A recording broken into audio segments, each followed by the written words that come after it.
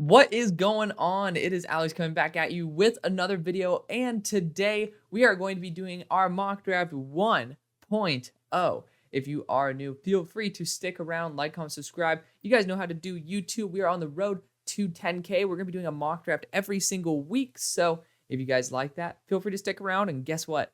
I'm going to start it this week. Usually I wait a couple weeks, but I'm going to start the trade mock drafts tomorrow. So this is going to be a no trades 1-round mock draft. We're going to be going into a trades mock draft, which will end up being 2 rounds over the next 2 days. Let's get into this. Let's have some fun. Again, join the community. It's going to be awesome, especially love mock drafts because that is everything that I love to do. Let's get into this. Pick number 1. Again, no trades. No trades. This one might need to be a trade because I'm not going to draft Caleb Williams to Arizona because I do believe in Kyler Murray. And I don't this feels like one of those certain traded out picks. Now, should Chicago be a team that we could discuss at this point? I don't know. I feel like that'd be an intriguing one. I don't want to give up Chicago's first and second first round picks just because it doesn't really make complete sense on their behalf. But at the same time, you never know. We're actually going to do that deal though. I'm going to do this. This is going to be crazy. But Tampa Bay is the more likely option. Let's just change things up, and we'll have the Bears move up to 1. At this point, we'll assume that it requires that type of draft capital. You can negotiate that in your own heads. So yeah, usually the number 1 pick, if I don't fully agree with it, will be the only pick I trade. In this case, that is the case. I don't want to mess up anything else, but Chicago is going to take Caleb Williams. I don't think that it's fully written out on Justin Fields yet. This is assuming the Bears are at pick number 7. These are the current Super Bowl draft odds from Vegas Insider. So, again, keep that in mind. This is not my draft order. I just wanted to give you guys the most up-to-date Super Bowl odds, which did change the draft order, so it makes it kind of fun. If the Bears are there at number 7, if Justin Fields continues to perform the way he does, they are certainly going to be in the quarterback market because this draft is actually a really, really good class. Now, Caleb Williams, I don't really think I need to explain too much about him. If you have even gone on Twitter for 3 minutes in the past 6 months, you probably have seen a clip of Caleb Williams being an absolute freak show. He is just the creme de la creme when it comes to playmaking, pocket awareness, mobility. Just knows how to play the game of football better than probably anybody that I've ever seen. So, great for Caleb. I'm a bit of a pain in the ass on quarterbacks, so I nitpick them maybe a little bit more than other positions. So he's not the highest graded player I've ever had, but he's by far the highest graded quarterback that I've ever graded. At pick number 2, so Arizona. This is the Houston Texans pick, but technically Arizona was number 1. Arizona, Josh Dobbs performed pretty admirably for being Josh Dobbs. And as a Steelers fan, naturally, I'm not a huge fan of Josh Dobbs, but gotta love the homerism there. Gotta love him and James Conner being back together. But at the same time, this team does need a little bit more in that receiving room. D-Hop's vacancy certainly will be felt, has been felt. I like Michael Wilson, but I don't want Michael Wilson to be my true X. And his injury history in the past has not necessarily made me very comfortable with him being my number 1 receiver. So we are going to be going after the freak show and Marvin Harrison Jr. Obviously, people started doubting him after week 1, having a lackluster performance when his QB was just not in rhythm, and he fell extremely awkwardly on his elbow/shoulder. So I don't really get that. People were so shocked at the fact that he did not perform super well with a brand new quarterback who was not performing remotely close to a starter caliber player. And Marvin Harrison ends up coming. Yes, it's against Youngstown State. But good players will perform good or really well versus crap teams. You don't lift Marvin Harrison up and say, oh, he's better than everybody else because of his performance at Youngstown State. But he should perform very well against Youngstown State. Marvin Harrison Jr. has all the things that you're looking for, really fluid as an athlete, maybe just not very good after the catch, but I think that you have plenty of other really good gadget weapons on this team to take care of that role. At number 3, so I honestly thought Braden Smith performed worse than Bernard Ryman this past week. That's just my honest takeaway. It sucks that Anthony got hurt, and I hope he's not out for too long. I haven't seen any updates on Anthony Richardson, but I hope he might even be back for next week. Fingers crossed, because He had a really solid performance. I would grade it 6.75 out of 10, and I'm a pain in the ass grader. 5.0 is, an average performance. So I thought he did pretty damn solid. Had some throws in there that, definitely continues to have that lapse of remembering how to have proper quarterback mechanics, overextends his front stride and ends up throwing the ball a little too high. And, things happen when you do that. Tyson Campbell had an amazing interception on him, but, I think that is just a worthy throw of trying to put on the money. I think you can have that arrogance when you have that throw power. So I'm not going to blame Anthony for that. It's his first game, and he showed a lot of poise for it being his first game. So good for Anthony Richardson at this selection. I honestly think that defense needs to step up a bit more. Jared Verse is a guy who's starting to step up to me as the guy who I'd want, but that secondary, man, I mean, that corner core really does need some help. It does. And again, this in the trades mock, I'm going to be trading back from this spot. I don't think the Colts are the third worst team, but we're going to be going Kool-Aid McKinstry. It's a very solid cornerback class, but I doubt that you're going to find corner ones down the board compared to in the top 10. I think there's only a couple true corner ones on the board, and naturally there's 32 in the NFL. It's not like you're going to be finding many corner ones. There are two guys who are the creme de la creme, and that's Kool-Aid, as well as Kalen King. So I'm glad that the consensus is all around on that. It's good to see that, sometimes I have some really bold opinions. You guys get to see that right below my face. But at the same time, I like to be able to at least have a little bit of validation. Nobody's 100% right, but it's good always to have that type of motivation or that validation on that aspect. But pick number 4, I'm debating taking that other corner one because the Cardinals really need it. Jared Verse is a freak show, and I love him. And I think this edge class is extremely top heavy. But at the same time, I think that BJ Ojolari, even Victor Dimukeje absolutely annihilated one of the guards. Like, you have really good edge rushers. Myles Sanders in there, BJ Ojolari, Cam Thomas. Like, all those guys, to be fair, were my guys coming into the draft, into their own respective drafts. So, I'm going to be a little bit biased on that front. But I do think that they're all going to end up developing really well. I'm not a huge fan of that corner core, so I'm going to be going Kalen King out of Penn State. So corner goes 3 and 4. Sounds a little similar to what happened 2 years ago. I think Kalen King and Kool-Aid are better than Derek Stingley, to be fair. I have them higher graded. That was the first year I had official grades on corners. Kool-Aid is significantly higher. Kalen King is right behind Kool-Aid. So I don't think they're as good as Sauce Gardner coming in. And to be fair, Sauce has overused his physicality, and he is kind of a PI machine, but that's beside the point. Coming out of college, I really love Sauce Gardner on another level. These guys aren't at that level just yet, but they can certainly get there. Pick number 5. Drake May has not been performing well. I don't know where this narrative is that Drake May is absolutely balling out. He had 200 yards against a pretty crap school and had to go into double overtime. I'm forgetting what the school was, but I looked at it last night and not good. Not good. Like 200 yards going to double overtime versus a team you showed mollywopped. That's not going to give me supreme confidence. Now, I do think a quarterback should be in consideration here. And looking at the guys who are available, Bo Nix, I think, is better than Drake May. I can't make it seem like it's a crazy comment for me to say. I've had him higher on my board since 3 or 4 months ago. So we'll call it as it is. But I think Bo Nix, Michael Penix, I don't think Michael Penix is as good, but he gets close to Drake May.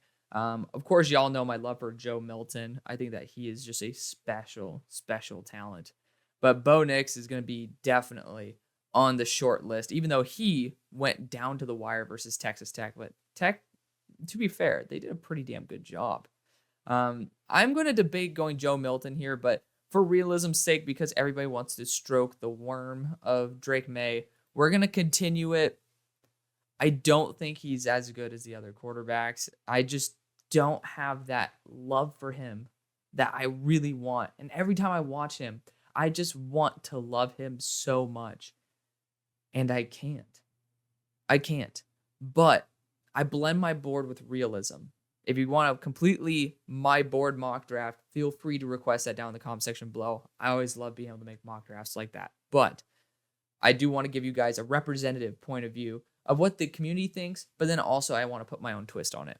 At pick number 6, I do think that the Titans, they need help at the QB position.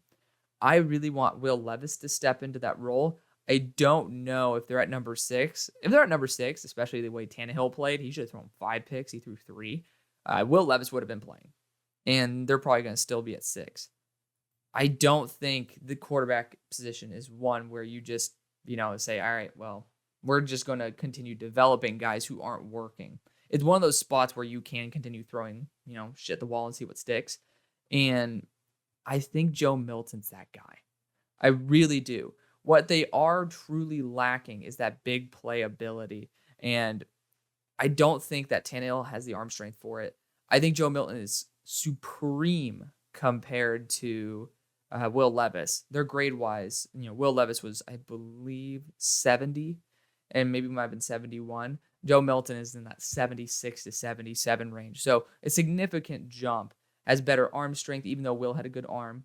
He has better placement, and his issues derive from his mechanics, similar to Anthony Richardson. So I really think Joe Milton's the real deal, and it's Tennessee, so you guys already know I love sticking Tennessee players to Tennessee and then them not going to Tennessee. But I'm going to continue forcing that narrative until I get one of the guys, because I really want the University of Tennessee to develop a prospect and send them to the Titans just to keep them in Tennessee. At pick number 7 for the Bears, you have Caleb Williams. Hallelujah. That left tackle spot. Yikes. Braxton Jones looked like complete butt cheeks. And Jared Verse, it's hard for me to say no to Jared Verse. At the same time, you could pay edge rushers. You could pay a left tackle too. There's some good ones in this class. So you are within range to be able to sneak up late. But a lot of these teams, I'm starting to realize, especially the competitive ones, like the Bengals, for example, even though they didn't look too competitive, they're all looking for tackles. Not too many teams are dying for edge rushers. So I think that if you want to play the money ball game, you're going to get better value down the board with an edge rusher, even though, again, I said it's extremely top heavy. I still think in the 3rd round, if you want to draft one, you'll get one pretty damn solid quality. So I don't think you're going to find that with the offensive tackles. And this team needs it. If you're going to get Caleb Williams, you don't want him to be running 24/7. You want him to be happy, sitting in the pocket and enjoying himself, and then running whenever the hell he wants to, not when he has to. And for that to work, you're going down to Joe Alt and Olu Fashanu. The Bears seem to be more of an Olu Fashanu type of guy. But at the same time, I was a huge, huge fan of Darnell Wright last year. And I think that I'm going to go with my gut on this one. And I'm going to go Joe Alt over Olu Fashanu because I think they just want consistency. And Olu has these way higher ceiling based on his movement skills. I haven't seen movement skills from a tackle like this. But you're not trying to replace Braxton Jones because he's not agile. You're replacing him because he's losing reps. He's getting his ass kicked. And Joe Alt is one of those guys that is consistent, reliable. And you're not going to complain whether you get Olu Fashanu or Joe Alt. So I don't even know why I'm making this claim. But I like Joe Alt a lot. He actually dropped down my board. I finally did it. I told y'all I'd do it, and I did it. But I think that Joe Alt is just a little bit more reliable. I don't think this team wants to step out with either Justin Fields or Caleb Williams and end up having somebody that they have to train up to be a star left tackle. You want to see what your quarterback has. And whether you don't take Caleb Williams here and you sit at this spot and take Jared Verse and then end up with a tackle here or not. You just want your quarterback to at least be able to prove what they're going to be without being able to just point the finger at the tackle. Pick number 8, we have Washington here. Washington could use some help at the tackle spot too. And I'm just going to give it to him. Olu Fashanu. I always like going Brock Bowers for this team, but personally, I don't think you guys are going to complain too much about that. Raiders, interior defensive line is a good position to target. This team somehow squeezes out a W every single week 1. So good for y'all. Honestly, good for y'all. I didn't really have too much faith in you, but you're proving me wrong, and that is fine. I think when you do analyze what's going to be coming up, Brock Bowers is just a supreme talent. You know, you could end up going after a different position. Looking at my board, the next best player is Johnny Wilson. Y'all know my love for Johnny Wilson. It's beyond psychotic. But Brock Bowers is the next type of guy. Looking at other positions, edge rushers, one of those positions you don't need, even though Chandler Jones, God only knows what the hell's going to happen with that. And then Tyree Wilson's a little slow off the ball. But Tyree, you never got him to be a day one impact. He's a monster physically who needs to refine his game. You're going to be fine. I'm going to take Brock Bowers here, and we're just going to find a role for him. That's it. This is one of those guys that you take and say, we'll see. Austin Hooper, goodbye. You'll have Michael Mayer and Brock Bowers, two of the best blocking tight ends that I have seen. And Brock's obviously a little bit lighter. Well, actually, he's not even that much lighter than Myers, because pretty sure Michael Mayer is like 250. So it's only a 10-pound differential only. But both of them block extremely well. Brock is going to be a little bit better, obviously under emphasis there, as a receiver than Michael is. But Brock is going to be a beast. Great addition to the squad. Somehow Jared Verse is slipping. Again, good players fall. In a trades mock draft, I'd probably try to see if the Raiders could trade back. But the Steelers are sitting here. We need help. A lot of help. You know, our defensive interiors. If we had some flashes for Keanu Benton, that's a plus. That's really good. I love Keanu Benton.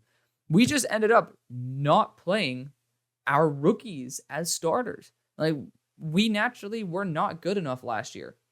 We got a killer draft class.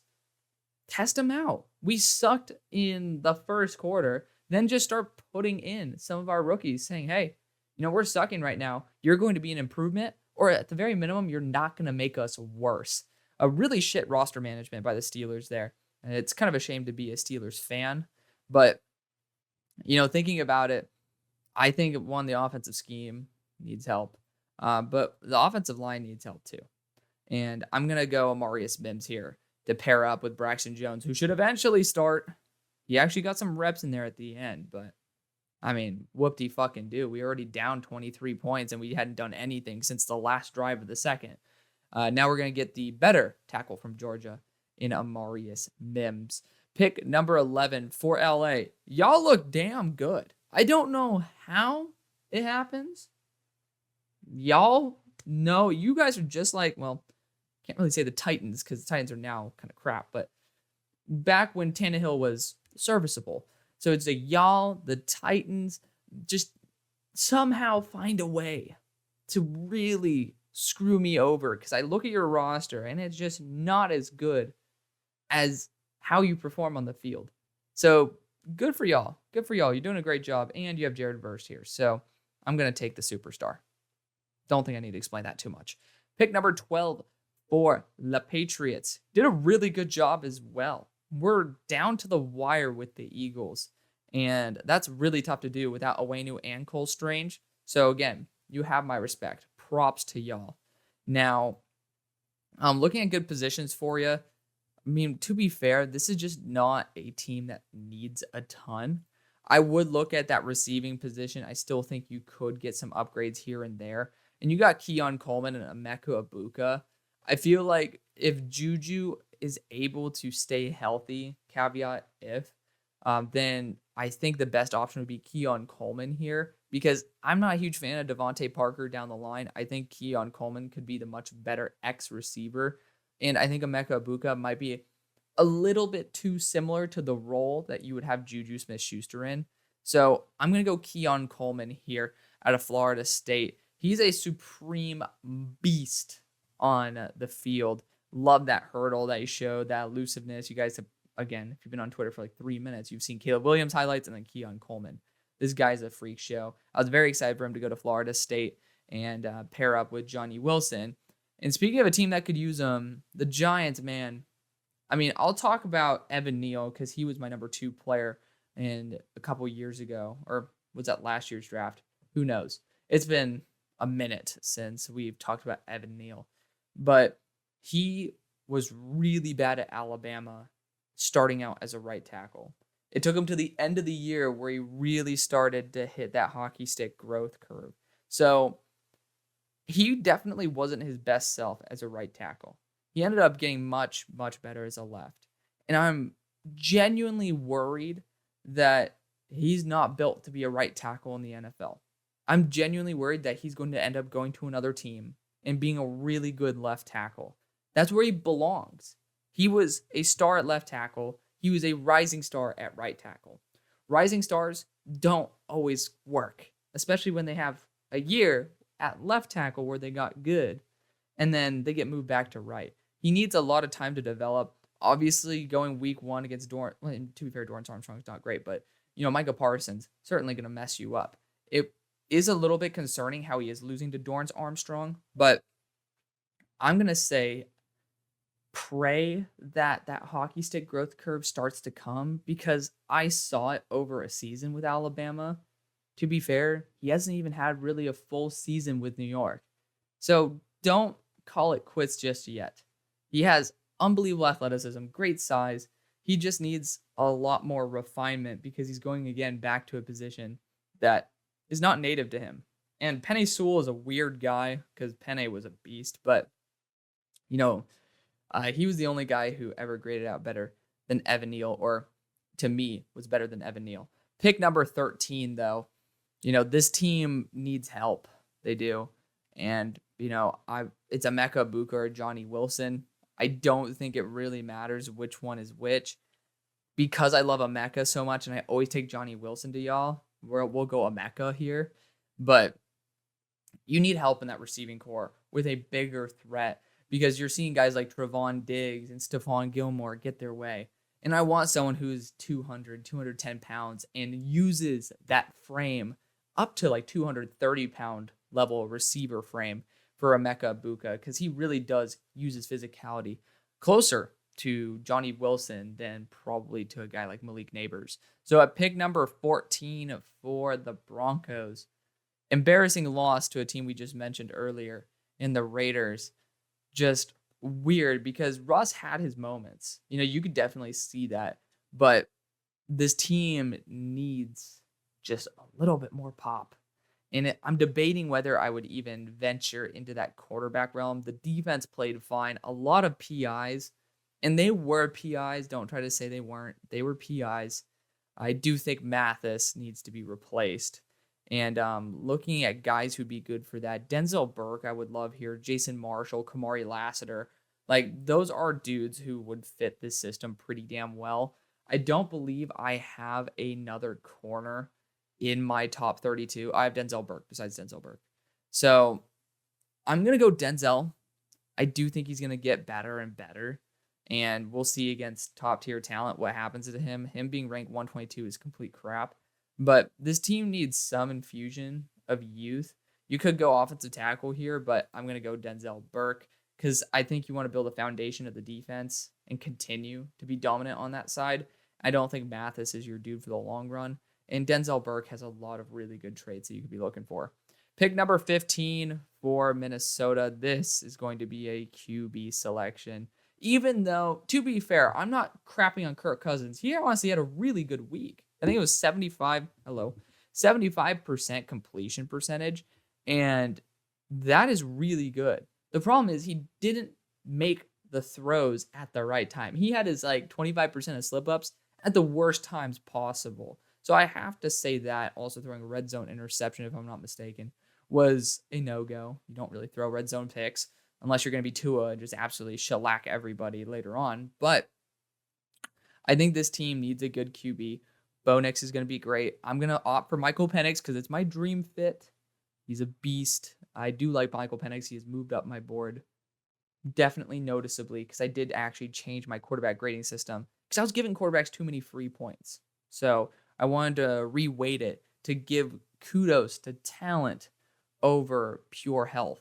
And I do factor in health, but not nearly to the degree that maybe it used to be in the grading scale. In my board, different question. But at pick number 16, we'll scroll up a little bit so you guys get to see a little bit more of my board. Seahawks, big disappointment. Big disappointment. I don't think there's a debate as to what position we need to go here. That defensive line looked crap. And I'm going to go Chris Jenkins here. I think he's the best run defending interior defensive lineman that y'all have. The fact that you lost to the Rams, who don't have an amazing O-line, had their top weapon out. But I love Puka Nacua. And their defense, just not good. Running backs, not good. I mean, to be fair, I think Cam Akers only had 29 yards on 22 carries. But y'all let up big plays when big plays needed to be stopped. You can't let a team run this game plan on you. You have top-tier DBs. You have Bobby Wagner and serviceable linebackers at the very minimum. And you're not getting enough pressure. It's just you need Chris Jenkins. You need someone who can stuff the run and rush the passer. He's the better of Jer'Zhan Newton, Leonard Taylor, and him. I am going to be supporting Chris Jenkins on this one. Pick number 17. This team, to be fair, Bijan's a freaking monster. This team kind of needs to at least reevaluate that quarterback situation. You got Bo Nix in here, but I think this team might get excited about bringing the offspring of one of your best defensive backs of all time. I'm going to take Shedeur Sanders for the squad. If you're at 17, you might not consider it, but this is just such a good QB class, and at that point, that contract is incredible. So it saves you essentially $40 million a year if you end up paying a quarterback, essentially. So paying a good quarterback, because you should be always trying to get a good quarterback here. I don't think Spencer Rattler, Jesus. I do not believe that Desmond Ridder is a bad quarterback, but I do think Shedeur Sanders is a better quarterback. I have him above Michael Penix, but Michael Penix in purple and the fact that he's just so similar in style to Kirk, it just fits perfectly. And I think he has a little bit more upside just because he has a bigger arm. And, I just love it. I love that fit so much. But regardless, it's this pick. We're going to bring the excitement of Dion Primetime back to Atlanta. I doubt that he comes out if he is going to be projected in this range, but I would not be surprised if the Titans are saying screw it, or the Buccaneers say screw it, we're going to go after Shedeur, because he's proving himself. He really is doing a very good job. That defense, if they lock down even more, you never know. Shedeur might be putting up even bigger numbers. Pick number 18 for Green Bay. Good for y'all. I was taking a QB because of the fact that during those Super Bowl odds, you were number 10. But at number 18, you guys just made it into the playoffs.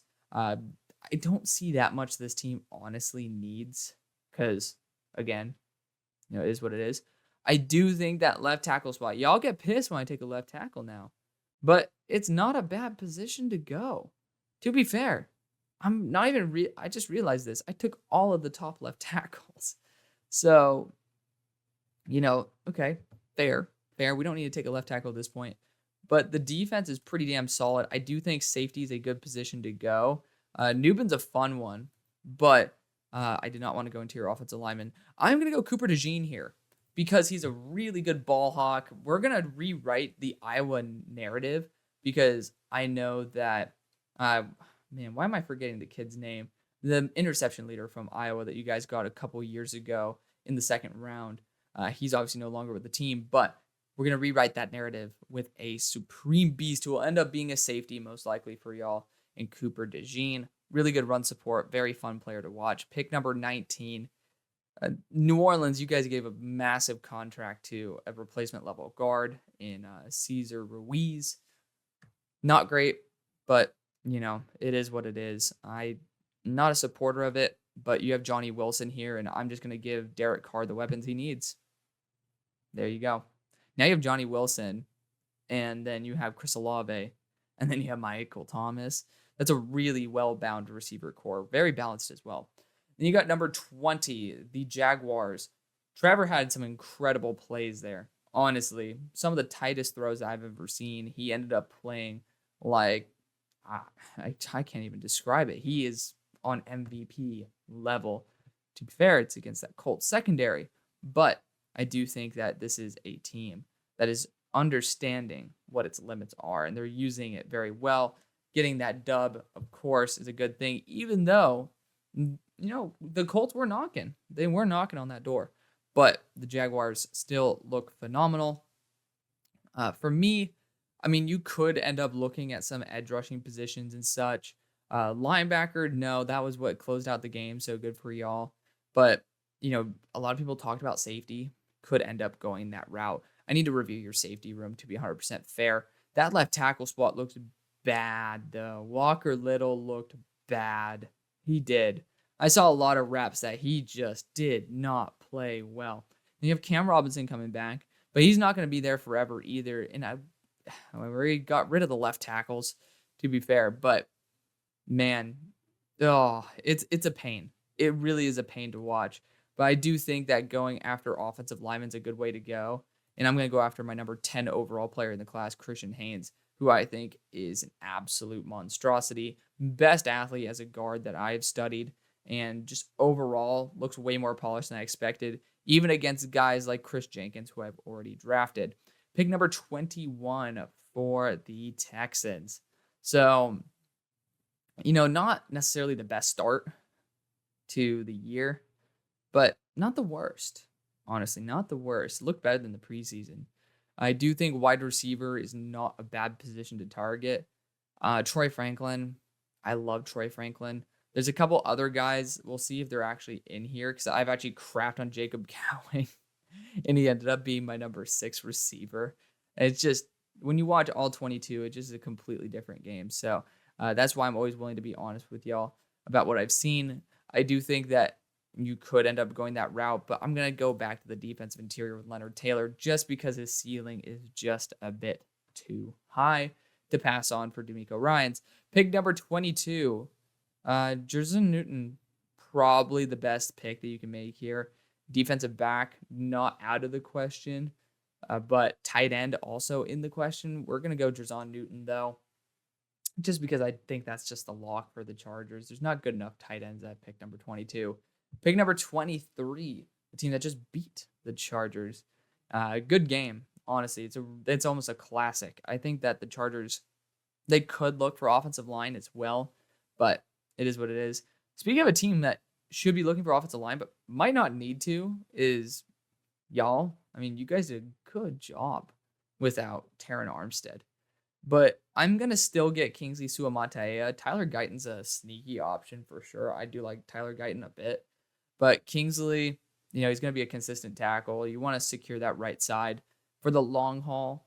And, he's just going to be someone you can't really miss on. BYU makes good guys right out the gate. They're definite impact players. Pick number 24, Ronnie Stanley, I think, is hurt again. So I'm going to go offensive tackle here with Tyler Guyton, and we'll see what happens. Fingers crossed they don't have to end up using this pick for an offensive tackle, but it's scary. It's scary for sure because I hope that, Ronnie's just been in the IR longer than he's been on the field, and it's really unfortunate. Pick number 25, defensive interior, good spot to go. But looking at the guys who are available, I haven't really seen anybody really step up the way I wanted them to. And this is a pretty solid ranking list. I'm not over the moon about everybody, but looking at it, I would not be against going after another boundary corner at this point. And you got Jason Marshall here, who is about 6'2", 200 pounds. He might be 6'1", but 200 pounds. Really good run support. Just that type of guy that you really need to have as a number 1 corner. You guys ended up clutching up a very, very good victory. But I really want to get somebody who can just truly step into a true corner 1 mold. And Jason isn't there yet, but I can see him getting there. Pick number 26 for the Packers.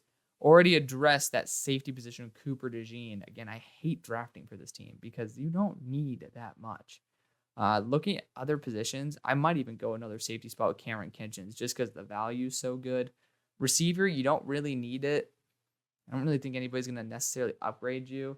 Looking at my board, you got Taliese Fuwaga that's still here. Who else? You got the edge rushers.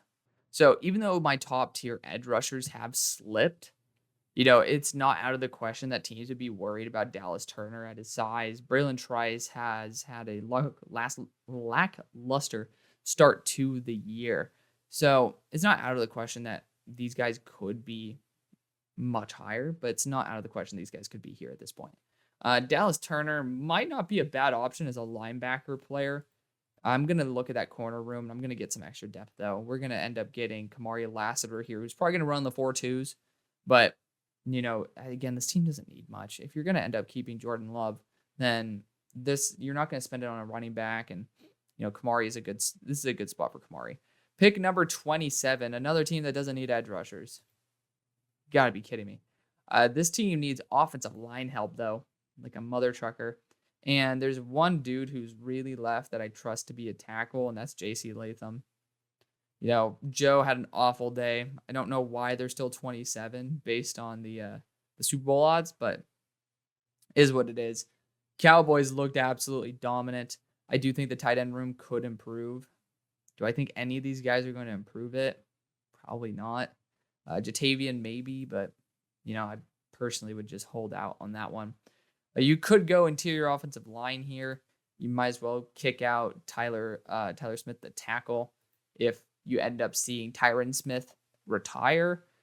Besides that, there's just not many positions this team needs. Maybe you can get a developmental corner, but I just kind of took some of the best, and I don't believe that my number 4 corner, I'm forgetting how to pronounce his name, Dwight McLaughlin, he probably doesn't fit the system very well. So I'm going to hold off on taking a corner for y'all. We'll go linebacker here for sure. And I'm not over the moon about the linebacker class. I'm going to just get the guy who's the most consistent, Tommy Eichenberg. Still studying it, but, linebacker seems to be something the Cowboys could certainly use with DeMarvion Overshown going to be coming off an ACL tear. And just linebacking core has not been necessarily great for y'all since, Sean Lee was in his prime. Pick number 29, we have the Buffalo Bills. And I could honestly see them without Boogie Basham just saying, screw it, we're going to go Braylon Trice. And that's exactly what I'm going to do. We're going to go Braylon Trice here to end up being that run defending edge rusher that, it is what it is. But, I had a moment of silence for my top edge rushers who are still on the board. I don't think it's that crazy to see some of them fall, but here we are. Pick number 30. So Niners, you looked really good. That right tackle spot still is pretty crap, though. And I don't know if there's any right tackles besides Taliesin Fuaga that's going to do the job for you. That's exactly who I'm going to take. Because I love Jordan Morgan, he's going to be my placeholder for this one. But that's Taliesin Fuaga, Oregon State right tackle. He's my number 1 right tackle in the class, but I just don't think people are going to be as high on him as I am. But to be fair, the Niners are on the West Coast, Pac-12. They will be seeing him up close. I do think that he might end up being that true first-round pick that not many people saw coming, but is a really, really good player. Pick number 31 for the Eagles.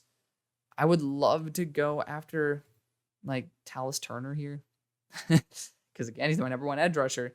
But it doesn't fit what they would be looking for. They're looking more for a Braylon Trice role. And that's how you know I'm not really biased, is because I could have taken the lighter edge rusher there in Dallas Turner and let Braylon Trice fall to the Eagles. But positions the Eagles could target, I think a wide receiver 3 is not out of the question. Malik Neighbors could definitely fit that Quez role because he's good after the catch, very fast. I think that's just an overall really solid selection. So that's where I'm going to go. Eagles continue to bolster that receiving core. Pick number 32 for the Chiefs. Even though they didn't look incredible, to be fair, a lot of drops. I wouldn't be saying that they're out of the market for a receiver either.